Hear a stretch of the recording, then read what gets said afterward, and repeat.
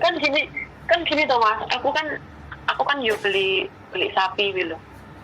Yo memang wis enek aku selama nih berapa bulan di sini kan aku nukoni sapi lah, yo mesti duit titik ngono. Sapi bojoku kan juga buat tabungan gitu loh.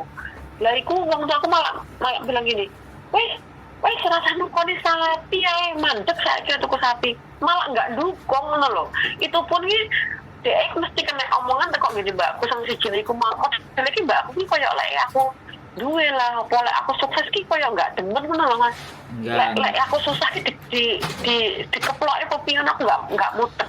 Enggak bisa memahami lah pemikiran mereka ini. Konsepnya nggak gitu.